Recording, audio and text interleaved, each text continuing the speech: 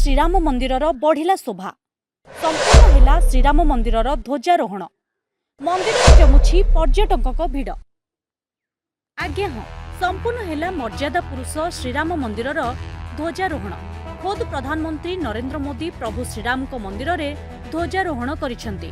दीर्घ 5 वर्ष पर प्रभु श्रीराम मंदिर निर्माण कार्य शेष होईछि। एहाकु नै भक्तमानक मध्यरे उत्साह कहिले न सरे। गत 2024 जनवरी 22 तारिख रे प्रभु श्रीराम मंदिर प्रतिष्ठा होइतिला। एबे मुख्य मंदिर सह मंदिर परिसर रे थिबा समस्त देवादेवी मंदिर निर्माण कार्य शेष होईछि।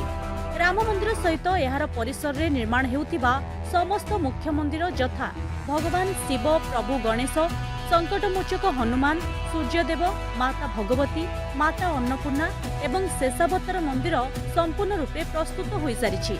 समस्त मंदिर उपरे स्थापन करा जाइछि ध्वजदंड एवं कलश।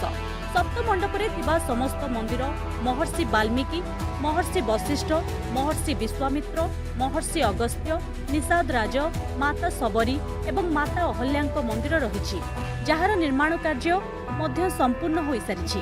यह व्यतीत स्थापित हो सारी सन्थ तुलसीदास जटायु एवं गुंडीचीଙ୍କ प्रतिमा।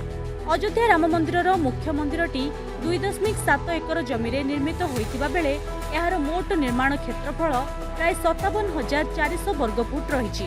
वर्तमान समग्र मंदिर परिसर प्राय 70 एकर स्थान में परिव्याप्त। तेबे भविष्य में यह परिसर को 107 एकर पर्यंत संप्रसारित करिवार योजना मध्य रही। मंदिर ट्रस्ट पक्षरु स्पष्ट करा जायछि जे श्रद्धालुଙ୍କ सुविधा और व्यवस्था सह जड़ित समस्त कार्य संपूर्ण हो सारी। अन्य पक्षरे मानचित्र अनुसार रास्ता एवं चट्टाण रे पत्थर लगाइबा कार्य एलएंडटी द्वारा करा जाउछि।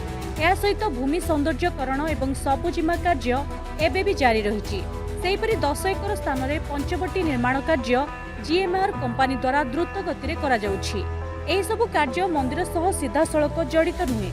एही क्रम रे श्रद्धालुଙ୍କ सह सीधा सड़क संपर्क नथिबा कार्यगुड़िक यथा परिसर 3.5 किलोमीटर दीर्घ पाचेरी, ट्रस्ट कार्यालय, अतिथि भवन एवं भव्य ऑडिटोरियम निर्माण कार्य को 2026 सुधा संपूर्ण करने लक्ष्य धार्य करा जायछि। नवेम्बर 25 तारिख में अयोध्या मंदिर रे ध्वजारोहण करिसेंती प्रधानमंत्री नरेंद्र मोदी। एही अवसर में प्रधानमंत्री नरेंद्र मोदी 10,000 अतिथि अयोध्या रे उपस्थित रहिथिले।